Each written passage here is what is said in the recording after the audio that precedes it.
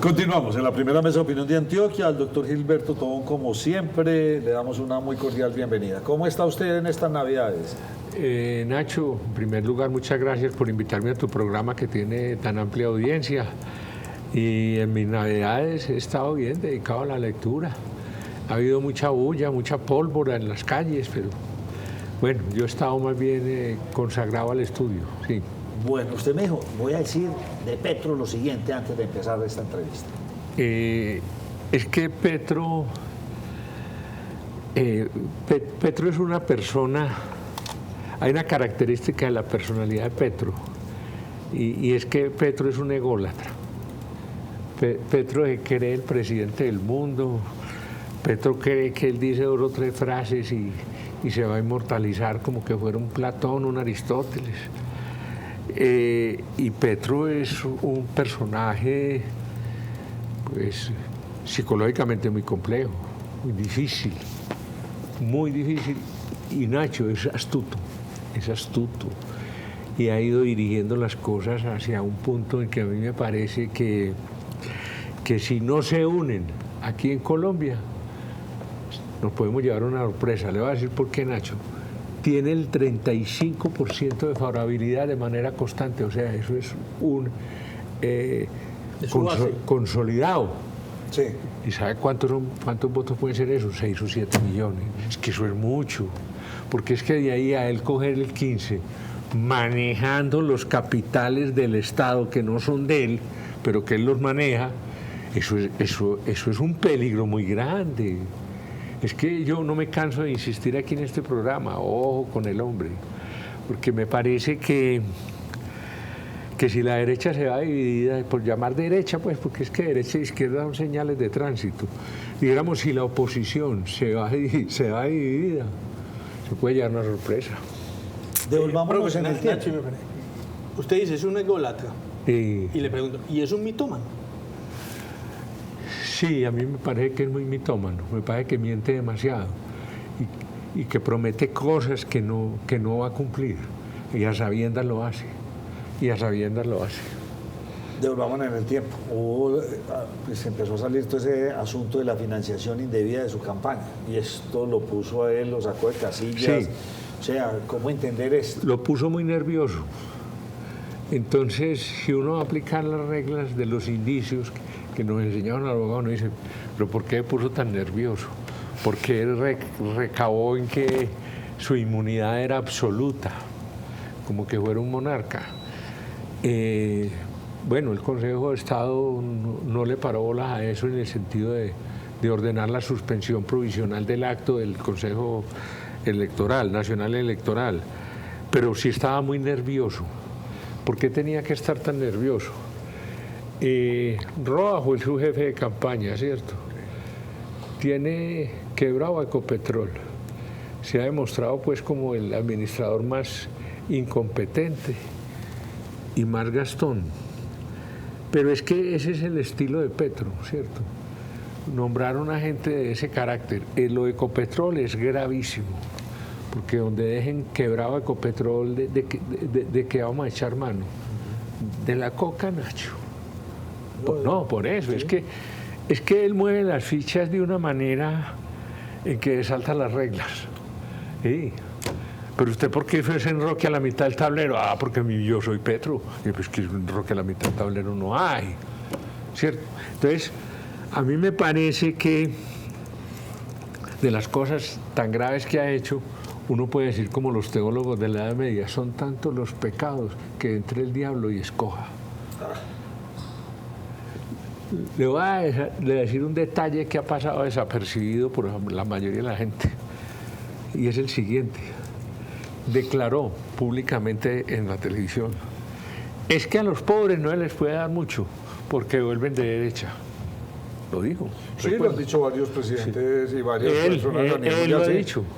Entonces, ¿cómo así? A ver, usted pues es un tipo de izquierda y le parece que mejoran las condiciones de los trabajadores y los desocupados. No le sirve porque se vuelven. Por Dios. eso lo revela como que su izquierdismo no es sólido, es lo que yo vengo diciendo. Es que un tipo de izquierda no gobierna lo mismo que gobernaron los otros, es que gobierna con mermelada, hace trapisonada, lo que hacían nosotros. Entonces yo pienso que una persona si es de izquierda debe cambiar las prácticas. En la política la gente hay que leerlas por las prácticas y no por los discursos. Pasemos a otro tema y es que hay una cantidad de salpicadas por todos los lados. Entonces usted vio, me imagino que usted se enteró de todo lo de Laura Sarabia, con Marel Mesa y su empleada, Armando Benedetti insultando y hablando en esa llamada. Después se le vino Nicolás Petro con todo ese escándalo, fueron muy a principios de este año, pero y no pasó nada. Laura Sarabia sigue ahí en el puesto, muy tranquila después de eso, tan raro. Y ahora pues nos dan la noticia de Nicolás Petro, que ya el juez sí se le puso un poco bravo, le dijo, no, señor, pero ¿cómo ve usted los dos escándalos y por qué no ha ido más allá? Porque Petro, haciendo lo que hacían los otros, está logrando un control relativo del aparato judicial. El único aparato judicial que no ha podido enfrentar con éxito es el Consejo de Estado, ¿cierto? Pero yo pienso que la denuncia que hizo el señor Germán Vargas es cierta. No le falta sino un magistrado de la Corte Constitucional para controlarla. Hay que controlar la Corte Constitucional, Nacho, en un país donde el Estado de Derecho es para dar clases, no más. Eso no existe en la realidad. Eso es peligrosísimo. Porque, claro, porque él empieza a dictar decretos que lo acerquen cada vez más a la constituyente. El país está en crisis, el país está ingobernable, la Constitución del 91, así como hizo Rafael Núñez, que salió al balcón de Palacio a declarar muerta la Constitución de 1863. Pero la derecha le está construyendo ese mensaje perfectamente, porque la derecha es la que más le está diciendo, mire cómo nos tiene en crisis, mire su desgobernanza, mire lo que no está haciendo. Es que la derecha me parece a mí que en muchas cosas no ha sabido enfrentar a Petro. ¿Cierto? Lo primero que hay que desenmascarar a Petro es que Petro no es de izquierda. Petro no es de izquierda. Y vea lo que le dije al empezar la charla. Si Maduro no lo sacan los Estados Unidos, se crece Petro. Ese es Petro. Y vuelve y se alía con él. ¿Cierto? Si ya se va a quedar. A mí me parece que está teniendo mucho control del aparato del Estado, lentamente, con mañas de los administradores anteriores, ¿cierto? Y eso es muy peligroso. Eso es muy peligroso porque, repito, si se van divididos, no van a ganar. Pero vuelvo y le pregunto, entonces todo esto resbala, Armando Benedetti, Laura Sarabia, Nicolás Petro, ahora metámonos en el escándalo de la Hongría, que eso fue un robo de altísima... Es que hay cosas en el derecho que llaman prueba indiciaria, ¿cierto? Usted construye indicios a partir de un hecho, usted deduce otro hecho. Entonces, vamos a tratar de hacer prueba indiciaria con el tití Benedetti. Tiene cara de tití, como un tití salta de palo en palo y nunca decae. Véalo, ahí cayó parado, ¿cierto? Ahí cayó parado el Palacio. El tití Benedetti fue nombrado embajador en Venezuela. Es tan curioso, ¿cierto? Y allá se demoró un rato. Ustedes se imaginan cómo será difícil hacer negocios torcidos con Maduro. Muy difícil debe ser, ¿cierto? Muy difícil. O con Diosdado. ¿Y qué pasa? Que la información que se dio sobre lo de Laura Sarabia es sesgada. En primer lugar, que eran 120 millones. Y uno dice, ¿y si se justifica prácticamente torturar a una empleada del servicio para sacarle información de algo? Por 120. Sí, que después se bajan a 7 millones o 7 mil dólares. No. Y luego Vicky, que no se le puede dar un chisme porque ahí mismo lo suelta, Vicky dijo, no, eran 3.500 millones. Entonces, vea, de esto yo no estoy afirmando que sea así. Estoy en una clase de pruebas en derecho. Entonces, primero, ira santa del tití Benedetti, ira santa. Por eso se han declarado guerras cuando hay problemas de repartos de botines. Los voy a acabar y nos vamos todos para la cárcel. Y no bajaba pues el lenguaje vulgar con ella, ¿cierto? Luego sale Vicky y dice, no, eran 3.500 millones. Y luego aparece un suicidado, el coronel, que El guardaespaldas dice, no, yo pasé ahí al frente de la farmacia y yo no vi nada. Entonces, el asesinato fue con silenciador, que eso fue una cosa, un operativo el más costoso organizado, que nadie sintió nada, ¿cierto? Y un hombre se iba a suicidar después de haber entregado 50 millones de pesos a su abogado. ¿Ah? Verá que hay un poco de cosas que no encajan, ¿cierto? No encajan. Entonces, hay una cosa que yo le advertí aquí, Nacho, en una de estas reuniones que usted me invita muy gentilmente, y le dije, en Estados Unidos existe un sistema que se llama el endaimer sellado, y es cuando el fiscal ve unas pruebas tan graves, pero que si las hace públicas frente al juez, porque una vez él dice al juez, acépteme el endaimer, empieza a abrirse, se hace público, no va a sellar. Maduro tuvo endaimer sellado un tiempo, ¿cierto? A Petro le pueden hacer uno, ¿por qué no?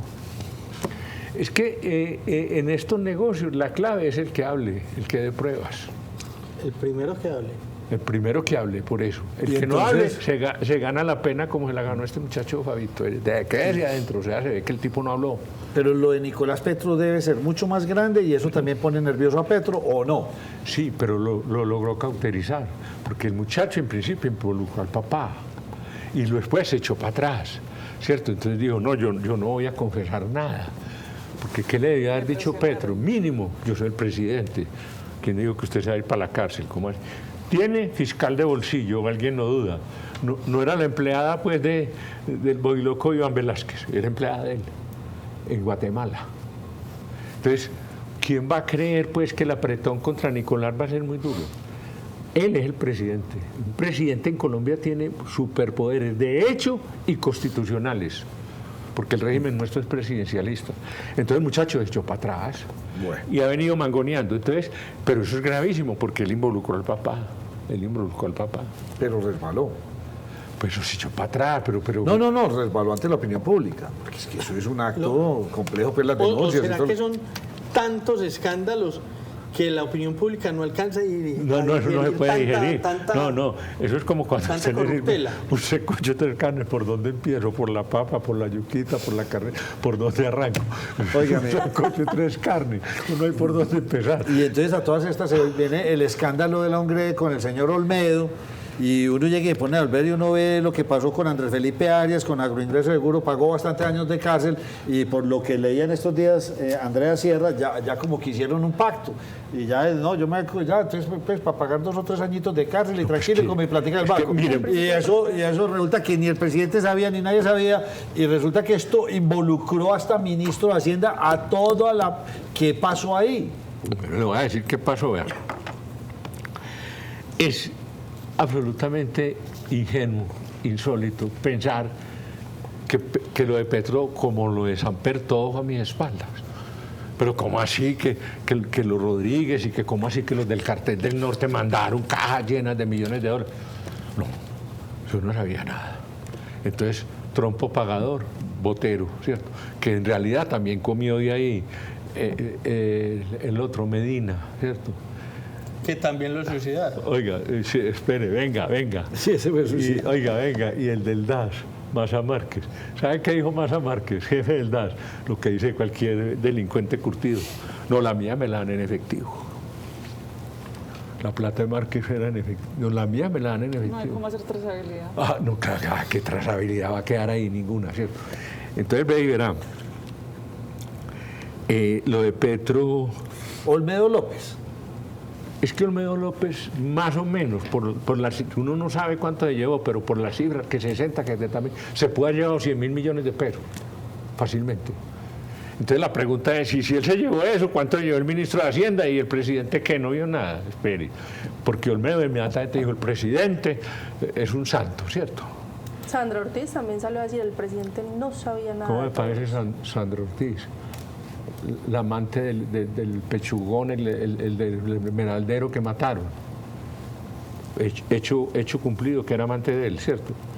Se quedó sin patrocinio, ¿cierto? Y salen ahora, no, Petro nada, aquí la maldadosa es Sanabria, ¿cierto? porque Sanabria es un cerebro, el berraco, así no tenga sino muy pocos años. No le dejó ponerle la bandera, ahora voy a hablar de eso. Hombre, qué atrocidad, ir donde un hombre que está agonizando, porque fue Tupamaro, pero que administró no como un Tupamaro, sino como un hombre convencido de que se había equivocado, claro, respetando la división de poderes y la democracia, a ponerle la bandera del M-19.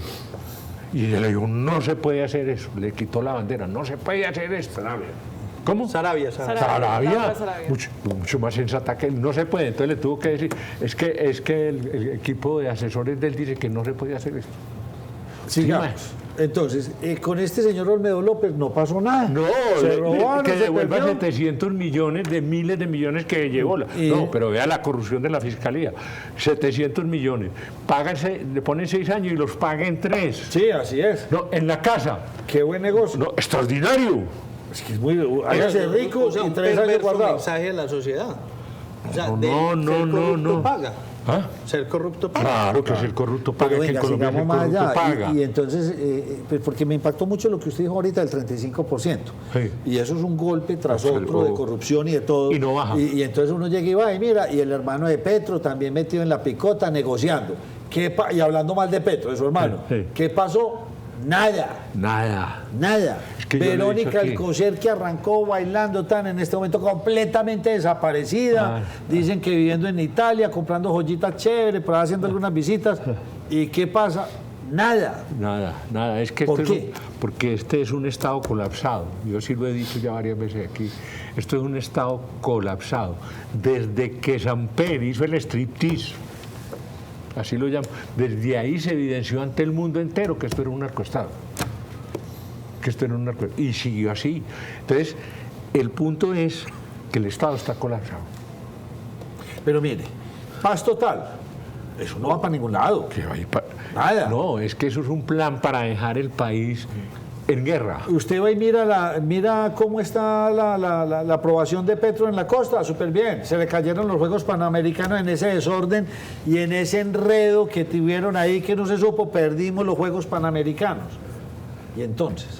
No, mira, es que lo que le quiero decir es que hay que retener el momento de que esto es un Estado colapsado, hipercorrupto.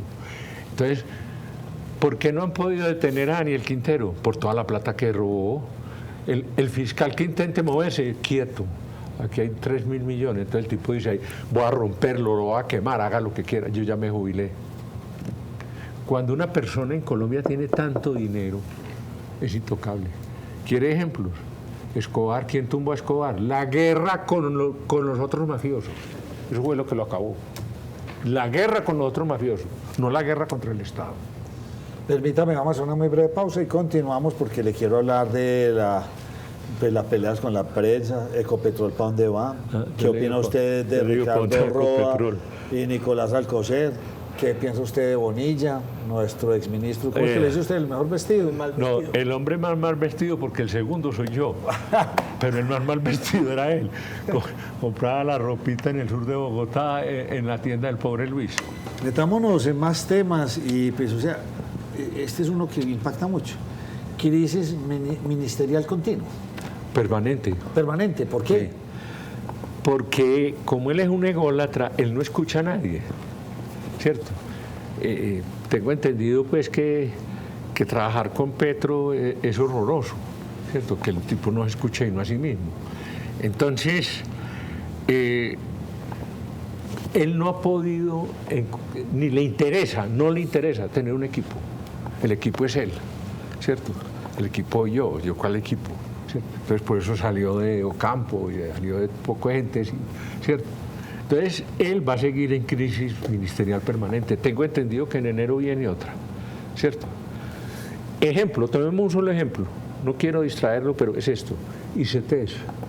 Es que el 70-80% de los préstamos de ICETEX son para estudiantes que se van a universidades privadas, ¿cierto? Porque la persona dice, ay, una plata que me prestaban para la de Antioquia, ¿qué haces estudiar veterinaria? Y yo, sí, ya estás programado para 10 años, porque viene paro, viene huelga, entonces vos no terminás en 5 años. Entonces, ¿para dónde me voy? No, entonces me voy para una universidad privada, ¿cierto? Donde sé que voy a terminar. Entonces, ese hecho hizo que, claro que eso tenía alguna maldad de Santos, que es el rey de la maldad, ¿cierto? Serpilo paga, ¿cierto? No es Serpilo y no Serpillo, ¿cierto? Serpilo paga, entonces, y con esa vieja llena de escándalos, ¿cómo era que llamaba la que era ministra de Gina Parodi. Gina Parodi, ¿cierto? Financiaron las universidades privadas, que eso es, entonces, ¿qué dijo Petro? Alto ahí, Petro para eso sí es malicioso. Las EPS, déjela, yo las acabo. ¿Cómo las acabo? No se vuelva a dar un peso. ¿Me entiendes? Entonces, como ICETER lo secó también. Al secarlo, se secan son las universidades privadas. O sea, él está secando el sector privado. Sí. ¿O es lo que pretende al menos? Es lo que él pretende, Claro, claro. Doctor Gilberto, Diga. todos los ministros y todas las carteras se están quejando que no hay dinero, no hay nada. Sí. ¿Por qué Bolívar no se queja? Porque debe ser que no tiene problemas de liquidez. Hombre, Bolívar es así escudero de Petro y Bolívar puede hacer que las próximas elecciones cambien. Yo creo que Bolívar es un tipo honesto, yo creo eso pues. Además es un hombre rico, porque se hizo rico haciendo telenovelas. Pero es muy petrista. El tipo le parece que disentir de Petro es como pegarle una palmada al papá. Escándalo con Benedetti. Y entonces se fueron a hacer un reclamo. El reclamo era una pataleta de muchacho chiquito. Al otro día tuvieron que aceptar que Benedetti quedaba en la puerta enseguida de Petro. ¿Ah? ¿Y por qué Benedetti vuelve? Y vuelve en esas Porque circunstancias. Benedetti tiene unos secretos, eso se llama historia de un chantaje anunciado. Pero que valen más plata que cualquier cosa. Claro, Que vale en el gobierno. ¿Cómo? Que vale en el gobierno. Que vale en el gobierno, ¿me entiende? Yo ahora hice un escenario hipotético, ¿cierto? Con una clase de pruebas, los indicios, ¿cierto? ¿Qué información tendrá? ¿Qué pilatunas habrá hecho Benedetti con él? ¿Y por qué eso no tuvo un costo político más alto? Es que realmente el rechazo hacia Benedetti es altísimo en muchos sectores, inclusive al interior del petrismo, porque eso no tuvo un costo político. Y vuelvo y la pregunta. Voy a decir ¿por qué una no pasó cosa nada? bien atrevida, como le digo yo a usted aquí, porque el país no tiene tono moral. El país no tiene tono moral. Si usted va a un barrio popular y dice, ¿qué le hace? ¿Para qué se dejó coger? Por lo que yo le dije, aquí desde el que vende los limones hasta el presidente de la República están haciendo torcido, porque está naturalizado, forma parte del inconsciente, que usted hacer un rebusque, hacer un tumbis, es ser muy inteligente. Profesor, Pero no hay tono moral en el país. Y los parlamentarios son unos enmermelados, todos, en un 80%, ahora 20% honesto, en un 80%. Y ya se demostró con Ricardo Bonilla, pero ¿cómo va a pensar uno, Nacho, que Ricardo Bonilla le ofreció a esos tipos lo que les ofreció y él no había hablado con el presidente? Eso fue a motu propio. Pero por favor. María Andrea. profesor, usted tiene un libro, me recuerden el nombre si me equivoco, Política Gangsteril. Sí, Estado, Política, Economía en Colombia, el capitalismo burocrático y gangsteril. Es que es muy largo ese título, profe, pero bueno, voy a lo siguiente. A su juicio entonces, y con lo que nos acabo de decir, nosotros, ¿bajo qué tipo de gobierno estamos? ¿Cómo lo podríamos calificar? No, pero es que la pregunta ya, ¿hay gobierno o hay desgobierno? ¿O cómo podemos calificar el gobierno? No. Es un gobierno tenebroso que no es de izquierda. No es de izquierda. Y le voy a explicar el plan de él. Es que mucha gente no lo ha entendido. Soltó la guerrilla. Vuelva que el ejército está a la ofensiva. ¿El ejército a la ofensiva de qué? El que está a la ofensiva es Iván Mordisco. ¿Cuál es la ofensiva? Ayer pusieron una moto en Jamundí. ¿Cuál es la ofensiva? Porque él castró el ejército, quitó toda la crema de generalato uribista. Y no quedaron sino coroneles que están ascendiendo y que no se van a rebelar contra él. ¿Cierto? Entonces, Petro es un vivazo que puede quedarse en el poder y con delirios de grandeza. Pero es que ya no tiene forma, ya no tuvo constituyente. ¿De qué forma puede quedar en el poder? Con la constitucional, con la Corte Constitucional de bolsillo. Es que usted cree que los poderes de que la Constitución del 91 es una joya ¿de qué?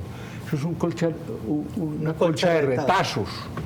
Eso tiene 47. Entonces, tendiendo a los constituyentes, podría él... Los magistrados. Los magistrados cambia todo. Por ejemplo, dicta una emergencia económica que le da el poder para legislar y enseguida saca el sombrero, ¿no?, del que le regaló Mancuso, que esa fue la indemnización, un sombrero, 2 sombreros que se intercambiaron de... Entre M19 y... Venga. Listo, hay una crisis económica, vea que no hay plata. Y deja de pagar sueldos, y hay crisis, necesito poderes, 3 meses, y en 3 meses mete un revolcón y de pronto hay que convocar una constituyente, y entonces 5 magistrados le dicen, sí, el problema es gravísimo. O sea, acuerde la época de... Pero mire, lo que usted dice, si hay tanto desgobierno. Total. Eso por lo general estos desgobiernos pasa lo que se ve en Cuba y en otras partes del mundo, y en Venezuela. Economía hacia la baja, desempleo, robos, hurto, lo que usted quiera. Y el país en el fondo no va tan mal. Estamos en la recesión, ¿sí? Está lento todo, pero el país no está tan grave. Yo ya le dije eso y se lo voy a volver a repetir para que me pongan atención y digan, no, usted ya lo había y lo vuelvo a repetir. Más de la mitad del empresariado colombiano tiene negocios con el Estado. Y le puse un ejemplo. El hombre supuestamente más rico, falta ver si sí lo es, que es Carlos Sarmiento. No maneja pues los peajes, que es la menuda. Cientos de millones, miles de millones de pesos al día. Se va a poner a pelear con él. Y como ese ejemplo hay muchos. Hombre, yo no puedo ponerme a pelear con Petro porque es que tengo esta posibilidad, este contrato. Es una clase, es una burguesía, para contestarte ahora tu pregunta, una burguesía burocrática. Vive de las rentas del Estado y de la contratación torcida. Doctor Gilberto Tobón, siguiendo como en esa misma línea, tal vez uno de los escuderos más importantes de Petro, y ya había trabajado con él en Bogotá, el señor Bonilla, el exministro. ¿Qué pasó ahí? El trino, como se le dice a eso, más largo, donde también habló de todo, de lo humano y lo profano, y para pedir una renuncia, pero que sí, como que no. ¿Qué pasa ahí? ¿Por qué se le va una de sus manos derechas más importantes? Porque él lo tuvo que echar. ¿Por qué lo tuvo que echar? Porque cuando habló esa otra muchacha, Benavides era. María Alejandra Benavides. Puso el dedo en la llaga, es que lo señaló directamente, es que usted dirigía todo, usted cuadró con ellos, usted se reunió con ellos. Entonces la pregunta que sigue es, y entonces Petro no monitoreaba nada. Pero por ahí dicen que nada teme. Entonces Bonilla dice que él no hizo eso, que no sabía nada. Entonces... Pero Bonilla cree que somos idiotas. Fuera que se viste mal, pues piensa que somos idiotas. Hombre, pero ¿cómo así que él no hizo nada malo? No vimos los videos él hablando. Sí, y pásenle estos contratos. Y que, por Dios, esa es la forma de pagarle. Entonces a mí me van a dar 5.000 millones. Dame estos contratos, déjamelos manejar, ¿cierto? Profe, le voy a mezclar ahí. Usted dijo que Gustavo Bolívar le parecía un hombre honrado, honesto. Sí. Que tenía un mal que era ser muy petrista. Sí. ¿Gustavo Petro usted cree que es un hombre honesto? No lo creo. No creo. ¿Y cree que es corrupto? Sí, creo que es corrupto. Y creo que está involucrado en actos de corrupción grandísimos. Y creo que Olmedo lo tapó y Snyder lo tapó porque pues te vas a poner a pelear así con el presidente de un país. Cuidado, no tiene poder, ¿cierto? Entonces, no, Petro está metido en cosas grandísimas. ¿Cómo le parece lo de Ecopetrol? Es que pregúnteme lo de Ecopetrol. No, hábleme de Ecopetrol. Pues yo creo que la solución para que no sigan saqueando Ecopetrol es que le entreguen un pozo en descenso al noviecito que tiene. Y entonces, él saca alguna cosa, 500 o 600 mil dólares mensual, y dejan de joder. Van a quebrar Ecopetrol. No, ya. La están quebrando. No, pero por eso. Sí, eso es. Por eso. Y Roa, tipo tenebroso. Doctor Gilberto Tobón, ¿cuál es el país o el modelo económico país que se sueña Petro? ¿Es una Venezuela, es una Corea del Norte, es una Francia, es una España? ¿Cuál es ese, cuál es ese modelo que se suenan o no existe absolutamente, o quieren un país absolutamente centralista o qué? Según su opinión. Yo veo a Petro más cercano al modelo Maduro y Ortega. Y el otro de Cuba, pues ni se diga, ¿cierto? Pero lo veo más cercano ahí. Lo estoy viendo en este momento. ¿Y cómo es ese modelo? Atroz. Maduro un delincuente. Un tipo que tiene organizadas líneas de narcotráfico con Diosdado, que saca el oro y se lo roba. Se han robado el oro de Venezuela, lo han sacado, ¿cierto? Que tiene negocios con Putin, que tiene... Putin, o sea, esos países a ellos les importa un pito, es solo su bienestar, su egolatría, ellos. Petro está más... Entonces ese modelo socialista, izquierda, es que socialismo social, no existe, entonces, socialismo no hay, Nacho, socialismo no hay sino capitalismo. China es un país capitalista e imperialista. Cuba es el socialismo de las jineteras, ya están sin luz, sin agua, sin... No, ese país está ya... En la olla, ya en la olla. No es un país. Sí. ¿Y cómo le parece Ortega? No, está loco. Loco, y está casado con una bruja. Esa señora tiene escoba y vuela de noche. Estoy seguro. Pues es que... me atrevo a decir eso. Es que eso es increíble. Y ese señor, por Nicaragua pasa más de la mitad de la droga colombiana que va para México y Estados Unidos. Y todos tienen el avión ahí prendido y listos para irse porque en alguna parte lo reciben. En el peor de los casos va para Corea del Norte y listo, tranquilo. Sí, o para Moscú. ¿Qué puede pasar el año entrante? El año entrante es el peor año de Petro. Petro. Tenemos que estar preparados. Ave María, ese hombre va a hacer cosas y locuras. Hay que tener mucha sensatez en ir depurando todo ese árbol de Navidad que hay de candidatos. Sí. Pero el aceleramiento de las próximas candidaturas, que va a arrancar en febrero, eso de pronto va a desviar la mirada de todo el país, de los electores, de pronto va a cambiar el foco y eso de pronto ayuda a que Petro no sea ya el centro de atención del país. Claro que eso ayuda, Es que Petro... ¿A qué candidato puede poner Petro que le sirva? Es que el único que le sirve es que le dé impunidad. Y usted se imagina, Roy Barreras se la podrá dar si él vive en la impunidad, Roy. Pues claro, pero Roy no está marcando. El que está marcando es Fajardo, pero Fajardo se desinfla, con seguridad que se desinfla. Pero claro, necesita un tipo de carácter que no le dé miedo decirle, general, no actuó bien.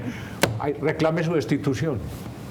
Y ese hombre es el que dijimos, porque hay que hacer reingeniería al aparato militar, policivo, judicial. Me tengo que ir ya, doctor. Y parlamento. Me tengo que ir ya, pero entonces, por lo que entiendo, este año pasaron muchas cosas en el entorno del presidente Petro. Y no pasó nada. Así es, Nacho. Me quitaste la paz. Esa es la conclusión que yo saco, la que usted está sacando. Pasaron muchas cosas muy graves y no pasó nada. Y el año entrante van a pasar más. Y otro presidente en estas circunstancias estaría con una favorabilidad por los lados del 20 o menos. No. Tiene voto captado, tiene un consolidado del 35, tiene 7 millones. No le afectó tanto escándalo. Mire, a otro presidente y con toda la plata que está manejando y se la han gastado, no está guardada, ¿para dónde va a coger? Para la campaña. Aquí lo esperaremos en el mes de enero, como invitado especial de este programa, con su acidez, para que nos cuente mucho qué va a haber. Y la franqueza con que me permite hablar. ¿Sí? Estamos en situación. Doctor Gilberto Tobón, muchas gracias, que tenga un feliz año y un próspero 2025. Reténgame, la clave es lo que pase con Maduro. Y yo digo que no va a pasar nada, ahí se va a quedar.